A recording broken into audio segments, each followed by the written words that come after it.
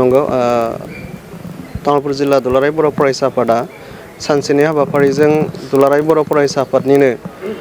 59थि जि गोथार गायसनथाइ सान बे हाबाफारिखौ जोङो जिल्लानिनो गाहाय मावखुलि नैबे लांगोनायाव जोङो लादों। थारैनो दुलाराय बर' फरायसा आफादनि सासे मावथि हिसाबै आङो जोबोद गोजोननाय आरो गोग्गानाय मोनदों। मानोना दुलाराय बर' फरायसा आफादा 1967 मायथाइनि दिनैनि बे गोथार खालाराव 15 फेब्रुवारि बे फेब्रुवारियाव गायसननाय जादोंमोन। दा बे हिसाबै जों दिनै हिसाब खालामनानै नायोबा 59 बोसोर बैसोआव बे आगान होबाय आरो बेनि थाखायनो आङो तामुलपुर जिल्ला दुलाराय बर' फरायसा आफादा जोबोद गोजोननाय आङो मोनदों। लोगोसेनो दुलाराय बर' फरायसा आफादा जे गावनिनो जि मोन्थोर खौसेथि थामोनथाय आरो जौगाथाय बे मोनथाम जि मोन्थोर गुबै मोन्थोर बेखौ लानानै बर' माहारिनि थाखाय खामानि मावबोबाय थानाय समाव बर' हारिनि आइ आफा रायजो राजा, बर' हारिनि सानसुमै, बर' हारिनि फोरोंगुरु आरो गुबुन गुबुन समाज सिबियारि आरो मोनफ्रोमबो आफादफोरा दुलाराय बर' फरायसा आफादनि सायाव फोथायनानै बे दुलाराय बर' फरायसा आफादखौ अनसायनाय, मदद खालामनाय आरो आदोर खालामनायजों दिनै गमामायैनो 59 बोसोर बैसोआव जोङो आगान होफैदों। 59 बोसोर बैसोआव आगान होनो मोननायनि आन्दोआव जोंनि आइ आफा रायजो राजानि गोबां अननाय जोथोन लानाय बेवहाय दङ। दा ओंखायनो आं गिबियावनो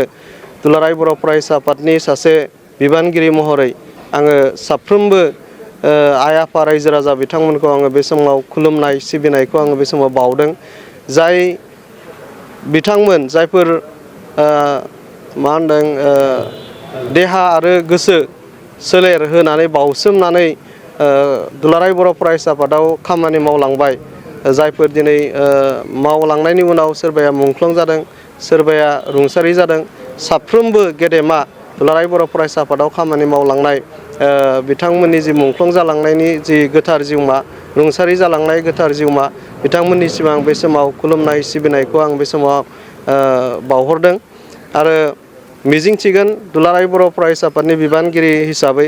अरायसम दुलाराय बर' फरायसा आफादनि माहारि दानायनि, बर' हारिखौ गेरेमसा हारि दाफुंनायनि जि मोनसे गुबै थांखि, बड'फा उपेन्द्रनाथ ब्रह्मनि बर' हारिखौ गेरेमसा हारि दानायनि जि मोनसे माइल खुन्थिया गायसननानै गालांनाय, बेसिम सौहैनायाव अरायसम दुलाराय बर' फरायसा आफादखौ आइ आफा रायजो राजाया मदद खालामगोन आरो दुलाराय बर' फरायसा आफादनि थांखिजों बर' माहारिया अरायसम लोगोसे आवगायगोन आरो दुलाराय बर' फरायसा आफादनि माहारि दानायनि आगानफ्रोमबो लामायाव जोंनि आइ आफा रायजो राजा, जोंनि समाज सिबियारि, जोंनि